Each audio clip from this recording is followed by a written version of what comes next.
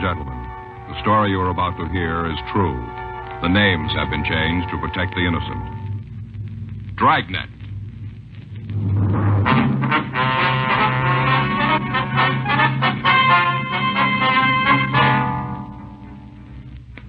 You're a detective sergeant. You're assigned a juvenile detail. In the past 6 weeks, a junior high school has been broken into 3 times, and extensive damage has been done by vandals. Your job? Investigate.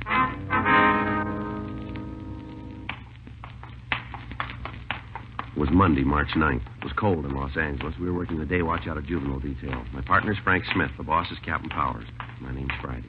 We were on our way out from the office. It was 8:32 a.m. when we got to the Hillside Junior High School, the vice principal's office. Good morning. May I help you? Yes, ma'am. Police officers. We'd like to see Miss Ridley. Oh, yes. You've been here before, haven't you? That's right. Uh-huh. Miss Ridley's expecting you. You can go right in. Thank you very much. Come in. Good morning, officers. Come in, please, and sit down. Thank you. We seem to be getting more than our share of trouble. Yes, ma'am. What is it this time? Same as before, a little more serious. Cafeteria? Yes, wait until you see the place. Just downright vandalism. Food thrown all over on the walls and the floor. Mm-hmm. But they didn't stop there. What do you mean? The student's supply store was broken into. In fact, that's where the entrance was made. Yeah? Girl in charge says that a number of items are missing. What was taken? Things the students use in school. Notebooks, pencils, fountain pens. I see. There were a lot of transportation books taken, too. Those are the kind the kids use on the buses and streetcars, is that what you Yes, mean? that's right. Well, they have serial numbers, don't they? Yes, we keep a record of them in the office. You'll be able to give us a list of the numbers on the missing books? Oh, yes. All right, fine. What if we take a look at that storeroom? Surely. It's right next to the office. I wasn't so sure the last time, but I am now. What do you mean? About who's responsible for this. You got an idea who might have done it?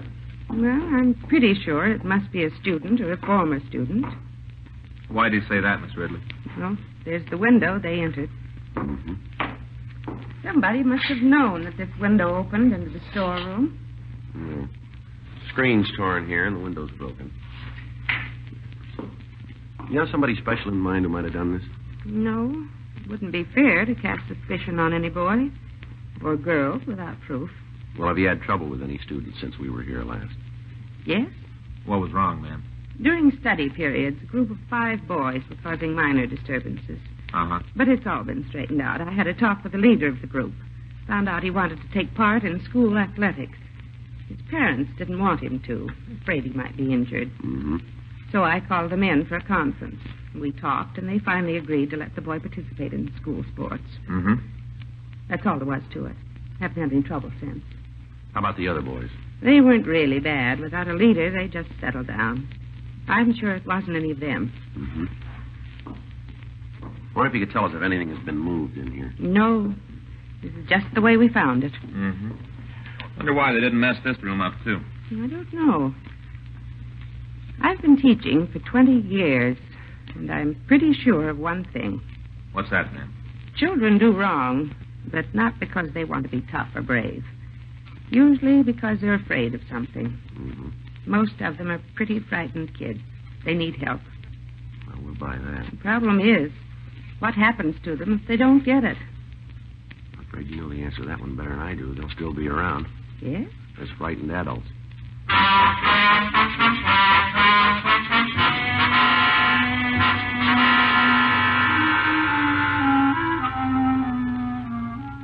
In the cafeteria, we found conditions about the same as we had after the previous acts of vandalism at the school.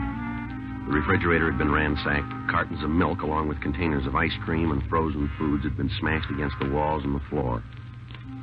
The tables had been overturned, and the chairs had been thrown around and broken. The floor was covered with glass. Frank put in a call to Leighton Prince, and they sent a crew out to go over the storeroom and the cafeteria. Miss Ridley told us that she had already notified school security. Before we left, she furnished us with a complete list of stolen articles and the serial numbers for the missing student transportation books. We returned to Georgia Street and met with Captain Powers. You're pretty sure it's juveniles? Yeah, the kind of stuff that was taken. The damage done sure points that way. Any help from Miss Ridley? Yeah, but she couldn't give us any names. No teacher-pupil problem. Yeah, she mentioned a minor case, which said had been cleared up. Mm-hmm. This is the 3rd time in 6 weeks for the school, isn't it? Yeah. Kids don't usually travel very far for these deals. It's a good chance that some of them from the school. Well, now, the way it looks, if they try to peddle this stuff to the other kids, we might be able to get a lead on them. Mm-hmm. There's a hitch to that, though. What do you mean? Well, Miss Ridley said that she was going to make an announcement to the student body. Yeah. She's going to tell them to be on the lookout for the stolen articles. Mm-hmm. Kids that took the stuff from school, they might lay low for a while. That's it. How much was taken? About $500 for the school supplies. A pretty good haul. Yeah. What do you want to do about it? Well, if it's all right with you, Frank and I'd like to put a stake out on the school. All right, when? We know the janitors work into the early morning hours on Fridays. Yeah. So it figures the school must be broken into sometime on Saturday or Sunday. All right, when do you want to start? This coming weekend. Okay, I'll arrange a clearance for you with school security. Right. Any more help you need, let me know. Whoever did it must have something against the cafeteria. The place was a real mess. Yeah? Bad enough the first couple of times. Didn't leave anything in the freezers this trip. Sure doesn't make much sense. I don't know, maybe it does. What? Each time they hit the cafeteria, right? Yeah, that's right. They didn't tear up the storeroom. We threw a few pencil boxes around, that's about all. Yes, but every time food has been destroyed. That's right. Well, we got a reason for doing it. Yeah? Somebody that can't resist the urge to eat all the time doesn't like being overweight. So without knowing why they do it, they destroy food. Mm-hmm. It could be a part of it anyway. It's only a theory, but it might hold water. Yeah, well, that's true, but we don't know if it's a gang we're after or just one person. Another thing, they've broken in 3 times. Might have been by different kids. Good questions, all of them. Yeah. That's why you get paid, to get the answers.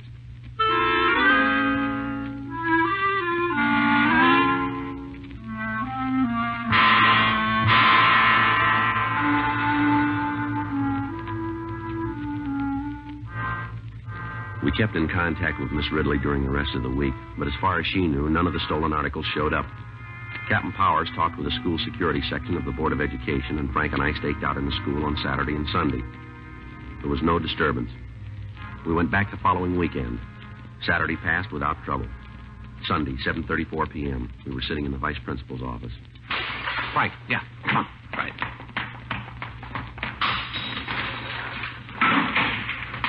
All right, son, come on. Party's over. What? Come on, tell us. Grab him, Frank. Let me go. All right, take it easy, boy. Now, take it easy. This isn't going to help. Just hold still. What's your name? Jerry. What's your last name? Beckel. You've done this before? Come on, son, answer me. All right, let's go. You gonna put me in jail? We'll see. Not afraid of you cops. There's no reason you should be. Why'd you throw all this food around? I don't know. You haven't got a reason? No. Sure went to a lot of trouble to catch me. Not too much, son. Huh? You made it easy.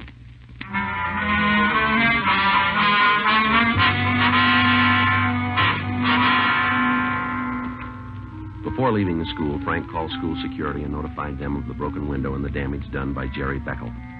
We drove back to Georgia Street to question the subject further. On the way down, he refused to say anything. At the office, he told us he lived at 1206 Walnut Street. Frank went to check Central Juvenile Index. 8:42 p.m. That's all. Not gonna tell you any more. Now, let's get one thing straight, son. You're in trouble. We'd like to help you, but you got to play ball with us. We'll level with you, but you got to play it the same way. Now, do you understand? Yeah. All right. Now, we can't do anything for you unless you want us to. Unless we know why you do these things, it'll be pretty hard for you to find a way out. Is that clear? Guess so. Well, the only way we can find out is if you tell us the truth. Joe? Yeah. The boy has no previous record. Mm-hmm. All right, how about it? You ready to answer our questions now, son? Sure. But it won't do any good. Why do you say that? Can't change my looks, can you? Well, why? There's no reason to do that. You look healthy to me. Sure, I'm healthy. Fat and ugly, too. That's why I had the trouble with Miss Ridley. Well, I suppose you tell us about it. She kicked me out of school. Why? Fight. Who were you fighting with? Oh, different guys. Why'd you fight? Called me names. All right, go ahead. It isn't my fault. I can't help how I look. You sure that's why you had the fights? They wouldn't let me alone. Suppose you think I'm real good looking, huh? Son, I told you we'd level with you. You're not an ugly kid. Now, it seems to me you're imagining a lot. Sure. I suppose they call me Lard Barrel and Witch Man because they imagined it, too, huh? Maybe they got another reason. Like what? To needle you. If you didn't let them know it bothered you, they probably wouldn't have kept it up. They called you names to get you into fights. Don't you think that's it? That's what you say. Well, that's what we believe. She didn't have to kick me out of school. How many fights you have, Jerry? I don't know. Well, you must have some idea. Quite a few. Miss Ridley talked to you? Yeah. She gave you more than one chance, didn't she? Yeah. But the kids kept after me. Wouldn't let me alone. You don't like Miss Ridley, do you? Why should I? Is that why you broke into the school? Maybe. How many times did you go in? 3. Did you steal the things from the storeroom? Yeah. Where are they? Oh. You live with your father and mother? Yeah. Any brothers or sisters? 2 brothers, 3 sisters. Well, now, when you had the trouble at school, did Miss Ridley talk to your parents? No. She didn't get in touch with them at all, huh? Sure, she tried, but they didn't go in to see her. Is there any reason why they didn't? No, just didn't go, that's all. Well, I guess we better go out and have a talk with them this time. Why? Well, they'll have to know about this trouble that you're in. Maybe if we talk to them, we can sort of work this problem out together, don't you think? That won't do any good. Why not, son? They think I'm fat and ugly.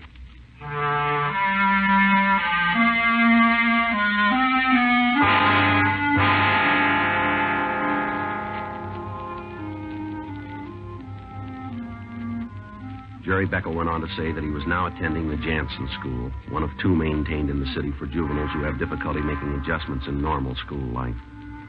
He also told us that on all 3 occasions he had been alone when he broke into the Hillside School. We drove out to his home. It was a small frame house badly in need of repair. We met his father, Henry Beckel. We told him the reason for our visit. So you just can't stay out of trouble. First it's fighting and you get kicked out of school. Now this mess. What's the matter with you anyhow? I don't know, Dad. Excuse me, Mr. Beckel, but this kind of talk isn't going to get us anywhere. Your son has a definite problem and he needs help. Sure, he's got a problem. He's no good. Never has been, never will be. You want to take the boy outside? Sure. Come on, son. Now, I suppose you're going to give me the answers. You sound like you think it's my fault he got into this trouble. Well, you might have helped keep him out of it. Sure, just follow him around all day and night, slap his wrist when he steps out of line. You were asked to go over to his school when he had trouble before. Why didn't you go? I didn't have the time. I got to worry about 5 other kids. They got to eat. Can't be taking time away from work just because one of them can't keep his nose clean. What about your wife? What do you mean? Well, couldn't she have gone over to the school?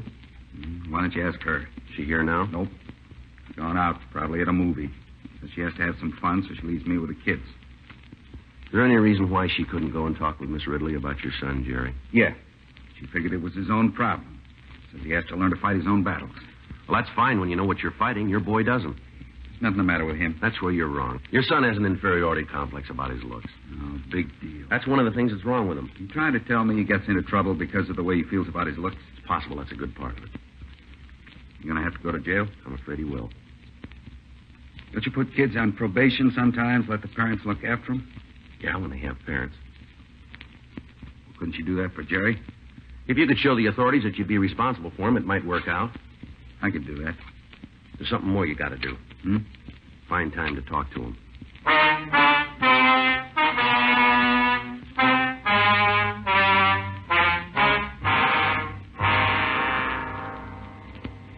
We took the subject, along with the recovered stolen property, back to Georgia Street. The next day, Miss Ridley came down and identified the articles as those taken from the school storeroom. She said that Jerry Beckel had been in numerous fights before he was dismissed from school. During her investigation of the disorder, she found that Beckel had provoked several of the fights. She went on to say that the subject had been a below-average student, showing little interest in academic work. A petition was filed in Beckel's behalf with the juvenile court. The petition was sustained, and he was placed on probation with the Los Angeles County Probation Department and allowed to remain in the custody of his parents. March 31st, 8:06 a.m. I just picked up the reports for yesterday. You want to check them over? Yeah, all right. Thanks. I saw the skipper on the way in. Yeah? You remember that Austin boy? Car thief, wasn't he? Yeah. Violated his probation. Picked up again last night. Too bad. What was that kid's name on the Hillside School case, that heavy-set boy? One that thought he was so ugly? Yeah, that's the one. Beckel or something, wasn't it? Yeah. What about him? Well, look here. The description on this report fits him. And listen to this. Victim states the subject said to her, "What are you smiling for, because I'm so ugly?" It might be. What's the charge? Pretty bad this time. Yeah. Attempted robbery and shooting.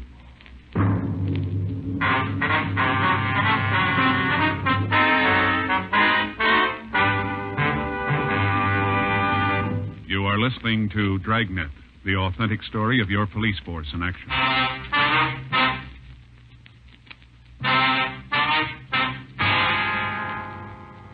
The robbery and shooting had occurred the previous night about 7:30 p.m. We checked with the Georgia Street Receiving Hospital, and we found the victim, Linda Cotterly, had been treated for a minor flesh wound in the leg. She'd been shot with a .22 caliber pistol. The hospital report showed that she'd been released and allowed to return home. We contacted the officers working the case and checked the reports that had been filed. We asked if we could talk to the victim. Frank and I drove out to the address, and we were admitted by her sister. Linda Cotterly was lying on a couch in the front room. We identified ourselves and asked her if she'd mind going over the story for us. I told the other officers all about it. Yes, we understand that. We saw their report, but we appreciate your telling us just what happened. I guess it won't do no harm. Suppose if more of you know about it, you'll have a better chance to catch a little stinker. That's right, ma'am. I shouldn't have said that. Ma'am? Little stinker. He was a big stinker. Oh, yeah. Could have killed me. Gives me cold chills thinking about it. We can understand. I wonder if you'd do something for me. Yes, ma'am. What's that? There's an Afghan on the sewing machine in the dining room. Would you get it for me? Sure. Thank you. I wonder if you'd tell us the story. Sure. Well, you know I was shot in the leg right here. Yes, we know. First, I thought it was just some kid playing a joke. Here you are, ma'am. Oh, thank you, Mr. Smith. Would you just drape it over me? Gently now. All right. That's fine, thank you. Yes, ma'am. Now, you said you thought it was a joke when this boy tried to hold you up. Yeah, he was so young looking. Couldn't have been more than 15 or 16. Yeah. He was sort of chubby. Didn't look mean at all. I guess I should have been scared, but I wasn't. I just smiled. Did he say anything when he approached you? About it being a holdup, you mean? That's right. No. Came up to me, had a gun in his hand. That's when you smiled. That's right. Then what happened? He got a real mad look on his face. Made him look tough. Is that when he spoke to you? How'd you know? Well, it's in the report. Well, that's right. I'd forgotten. Well, then I guess I can skip the part about what he said. We'd like to hear his exact words if you can remember them. He said, "What are you smiling for? Because I'm so ugly?" Mm-hmm. Did you get a good look at him? Yes, no. How do you mean that? Well, I did see him, but I don't remember his face too well. I know he was young. Not too good looking, but it's hard to say just what he did look like. You think you'd know him if you ever saw him again? Might. It's pretty dark. I'm not sure. All right, what happened after he spoke to you? I said no, meaning I didn't think he was ugly. And they told me to give him my purse. That's when it happened. What was that, ma'am? Well, I got scared. I knew he wasn't fooling. I screamed and started running. Then I heard the noise, gunfire. Now, go ahead. Then I felt a sting on my leg when the bullet hit me. Kept on running, went past a vacant lot. Kept screaming, and then I saw a man across the street open his front door and look out. I ran up to him, told him I'd been shot, and he called the police. When you said this person was chubby, did you mean he was fat? Well, he was kind of big around the middle, and his face was sort of round-like. How about his hair? Was it dark? Yeah. Did you notice if it was straight or wavy? No. Tell me, you got an idea who this kid was? Well, we're not sure. I know one thing. What's that? The kid should be taught a lesson. Only one thing to do with them when they're that rotten. Slap them around a little and just forget about them. Well, that's the trouble here. That's what they did to this boy.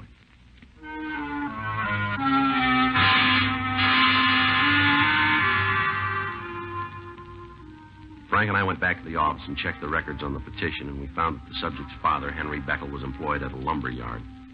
We drove down to the place and found him stacking lumber in the back lot. What's on your mind this time? How's Jerry been getting along? All right, I guess. Attending school regularly? As far as I know, haven't had any bad reports. What's he been doing nights? He stays in the house. Goes out once in a while, never too late. Why? Where was he Monday night? Home. All night? Yeah. How about Tuesday? After supper, he went out for a while, came in early. Why? How's your son been acting lately? What do you mean? Has he had any trouble at school? I told you I haven't had any bad reports from him. How about at home? No trouble. We're trying to help him. Well, and as far as you know, he's been in pretty good spirits. Is that right? Look, you know he's no ball of fire, but he seems to be happy, you know. Uh-huh. What is all this, anyway? We're just checking something out. Well, the way you ask questions, it sounds like you think Jerry's in trouble again. No, we didn't say that. Well, you don't have to. I know what you're getting at, and I don't like it. No reason to get upset. They're right.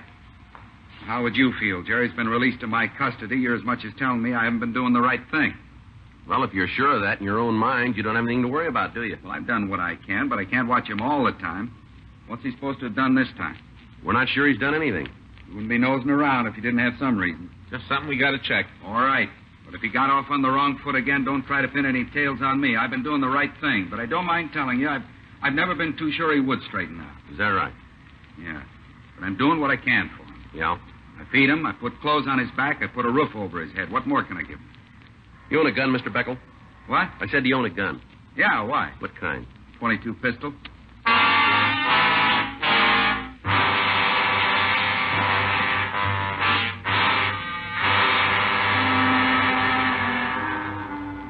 We drove over to the Jansen school and we talked to the principal.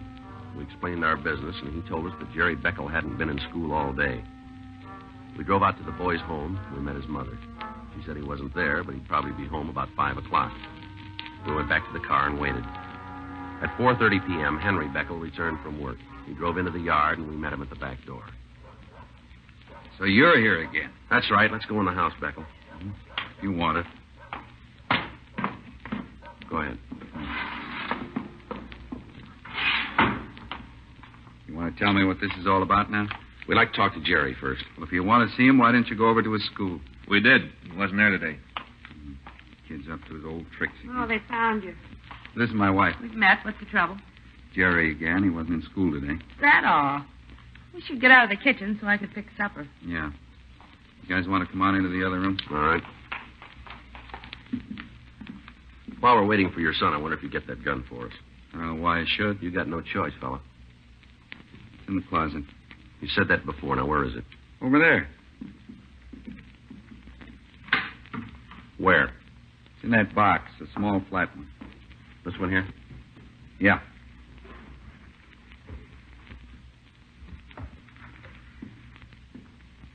When's the last time you fired this? I don't know. It's been quite a while. What do you think? It smells like it was fired recently.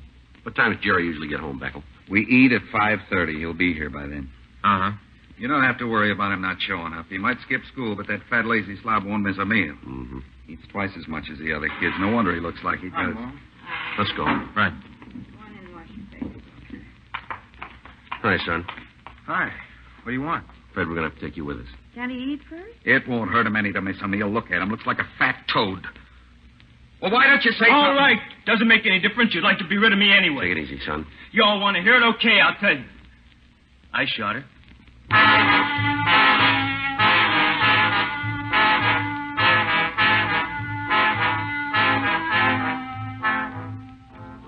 We took Jerry Beckel down to Georgia Street for further questioning. After the outbreak at his home, he quieted down and he refused to say anything more. We talked to him for an hour, and he finally admitted the whole story. All right, son, why'd you take the gun? To get some money, I guess. Well, now, was that the only way you could get it? I don't know.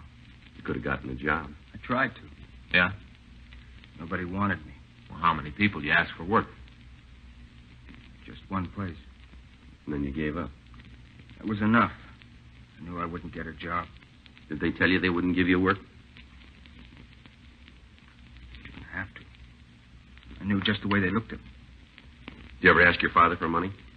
Yeah. Never gave me, and he just read me off. What did he say to you? What he always does. I'm fat, lazy, not good for anything but put my feet under the table and eat. So you decided to get out and rob somebody, huh? Yeah. Why'd you shoot at the woman? I'm not sure. Well, she didn't do you any harm, did she? No.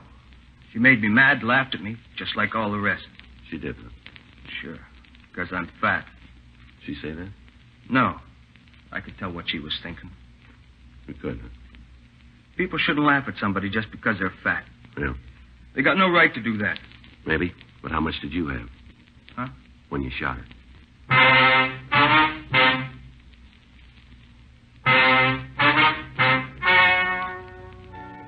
The story you have just heard is true. The names were changed to protect the innocent. On July 14th, trial was held in Department 98, Superior Court of the State of California, in and for the County of Los Angeles.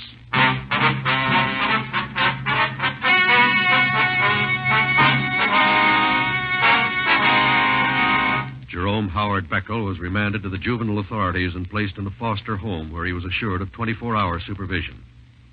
One of the conditions of his probation was that he receive psychiatric aid by a doctor appointed by the court. Dragnet, the story of your police force in action, is a presentation of the United States Armed Forces Radio Service.